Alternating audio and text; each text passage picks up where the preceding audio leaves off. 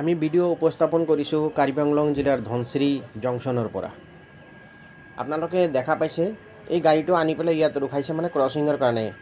Permanently এইটো stoppage নাই ইয়াত, এনে ক্ৰছিঙৰ কাৰণে এইটো গাড়ী ইয়াত আনি পেলাই ৰখাইছে। বেলেগ বেলেগ জেগাত আমি দেখি আছোঁ সংবাদ মাধ্যমত, কোমৰবন্ধা আলিত সেইদিনা ষ্টপেজ দিছে, বৰপাথাৰতো গাড়ী ষ্টপেজ দিছে, কিন্তু এতিয়ালৈকে ধনশ্ৰীত গাড়ী এটাও ষ্টপেজ দিবৰ কাৰণে একো নাই। ৰাইজৰ ইমান ফূৰ্তি, বেলেগ বেলেগ জেগাত ইমান ষ্টপেজ দি আছে, কিন্তু আমাৰ ধনশ্ৰীত এটা গাড়ীৰো ষ্টপেজ নাই। ৰাইজে বহুত দিনৰ পৰা দীৰ্ঘদিন এটা দাবী আছিলে যে কমাৰবন্ধা ষ্টেচনত ইণ্টাৰচিটিখন ৰ'ব লাগে, আৰু তেখেতসকলৰ দাবী আছে যে এটা লং ৰানিং ট্ৰেইনো ইয়াত ৰ'ব লাগে। আজি মাননীয় ৰেল মন্ত্ৰী অশ্বিনী বৈষ্ণৱ ডাঙৰীয়াৰ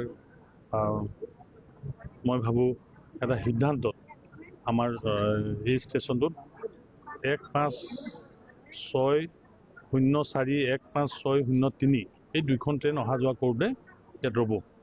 2 মিনিটৰ কাৰণে ষ্টেচন দিছে, আৰু এই ষ্টেচনত ৰেলখন ৰোৱাৰ কাৰণে এই বৃহৎ অঞ্চলৰ মানুহে উপকৃত হ'ব।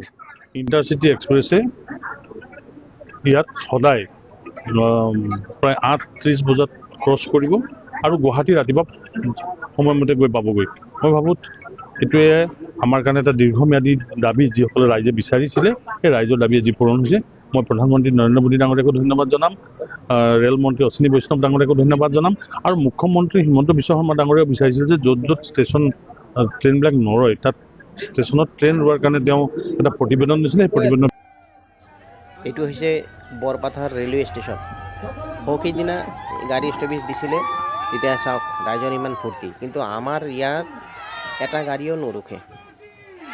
আমাৰ ল'ৰা ছোৱালী বাহিৰত পঢ়িবৰ কাৰণে অটো ভাড়া দি পেলাই ডিফু যাব লাগে, আপ এণ্ড ডাউন 300 টকা যায়। কিছুমানে বৰপাথাৰত পৰি আছে, সিহঁতেও আপ এণ্ড ডাউন কৰিবৰ কাৰণে পেচেঞ্জাৰ ট্ৰেইনখন সদায় লেট, আহোঁতেও লেট, যাওঁতেও লেট। ইমান কষ্টকৈ আমি দিন অতিবাহিত কৰিছোঁ আমাৰ ল'ৰা ছোৱালী লৈ পেলাই। আমাৰ কাৰণে চিন্তা কৰিবৰ কাৰণে কোনো নাই।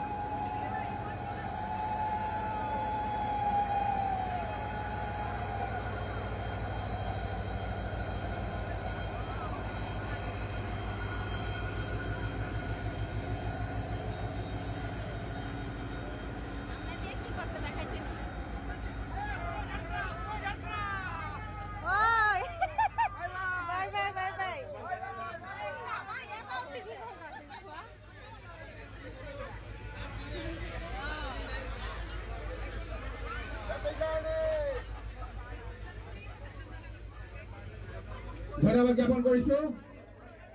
লগতে সকলোকে আজিৰ এই অনুষ্ঠানটোৰ লগত সংগতি ৰাখি আয়োজন কৰা পুৱাৰ লঘু আহাৰ গ্ৰহণ কৰি যাবলৈ অনুৰোধ জনাইছো।